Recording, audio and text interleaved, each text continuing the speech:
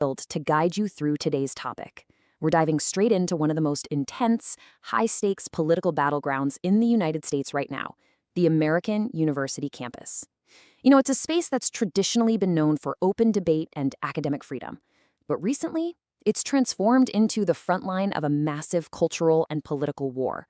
Today, we're going to explore a phenomenon that is fundamentally reshaping higher education, and we're going to do it by looking at the raw data, the personal stories, and the actual mechanisms driving the whole thing.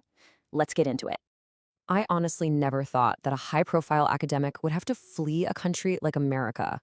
Those are the words of Mark Bray, a historian from Rutgers University. Just let that sink in for a second.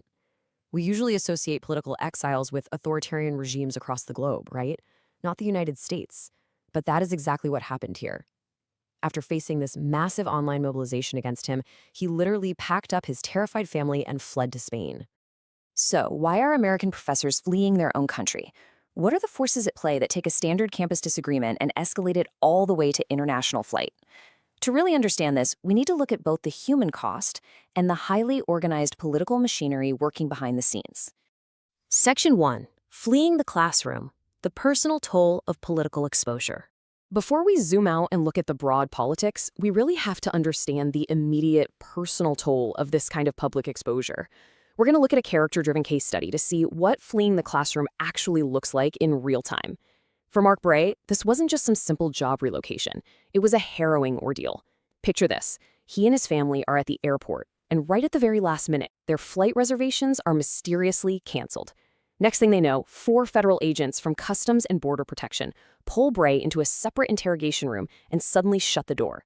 His young children are left outside, just screaming and crying, having no idea where their dad is being taken or if they'll even be allowed to leave. Why was the government suddenly involved? And why was he running in the first place? Well, the answer comes down to the sheer volume and severity of the threats he was receiving. Take the number 1488, for instance. This number was included in a horrifying email sent to Bray that read, "We will cut off your children's heads. The hunt for communists begins." Now, the symbolism here is deeply disturbing. 1488 is actually a well-known neo-Nazi code. The 14 stands for a white supremacist slogan, and the 88 corresponds to the 8th letter of the alphabet, H, standing for Heil Hitler. For Bray, who was a father of 2 young kids, this was the moment that proved the online harassment wasn't just digital noise, it carried a very real threat of extreme, ideologically driven violence. To really understand how we got to this point, let's map out the key players we'll be discussing. On one side, we have academics like Mark Bray and Yale philosopher Jason Stanley, who actually relocated to Canada to protect his family from the rising political climate. Then, on the other side, we have the figures driving the pushback. You've got Charlie Kirk, the powerful founder of Turning Point USA, or TPUSA, and the creator of the Professor Watch List. And we also have Amy Wax, a conservative Penn Law professor who is suspended and firmly views the left as the true aggressors in this entire culture war. Section 2. The Professor Watch List, the mechanism of public exposure. So how exactly does a professor go from simply teaching a class to receiving death threats? The crucial point of origin here is something called the Professor Watch List. Founded in 2016 by Charlie Kirk of Turning Point USA, this website explicitly targets and exposes academics. It publishes the names, photos, and statements of professors that it deems to have leftist leanings. The stated goal is public exposure. But as our sources reveal, this exposure doesn't just stay on a website. It serves as a highly effective catalyst used by right-wing activists to mobilize against specific academics, which very often leads to highly organized demands for their immediate termination. Let's break down this targeting and public exposure pipeline step by step so you can see exactly how it works. Step 1, a professor is flagged for holding radical or leftist views, often just based on their academic research or public statements, and they get added to the watch list.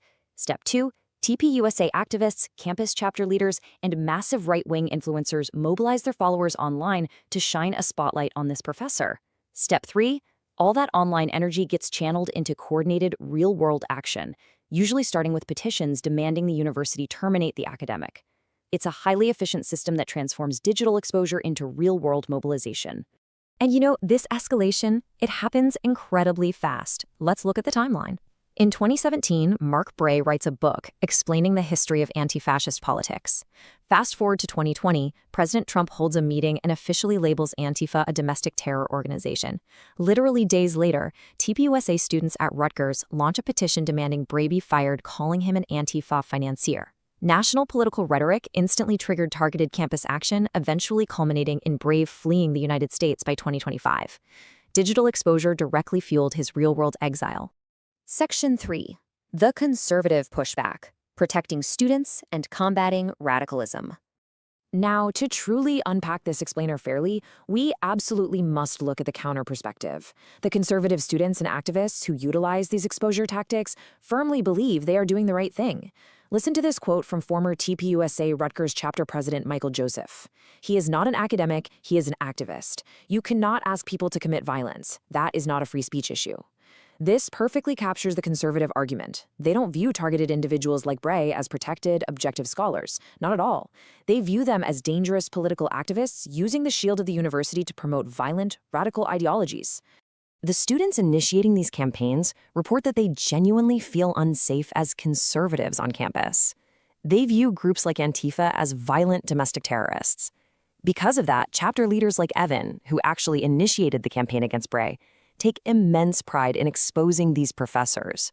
And prominent right-wing influencers, folks like Jack Posobiec, argue that they are fighting a literal existential political war to protect traditional Western values and American identity from radical leftist ideologies. To them, the watch list isn't a harassment tool. It's a necessary defense mechanism. So what we're left with is a fundamental, totally irreconcilable divide at the heart of this culture war. On the left, publishing these lists is seen as a direct pipeline to violence and a suppression of academic freedom that eerily mirrors historical fascist purges. But on the right, the perspective is completely flipped. They say it's the radical professors who incite the violence, it's the conservative students who are being silenced, and it's traditional values that are under attack. Both sides feel they are fighting for the very survival of their safety and their country. Section 4. The academic freedom debate. Where does free speech end?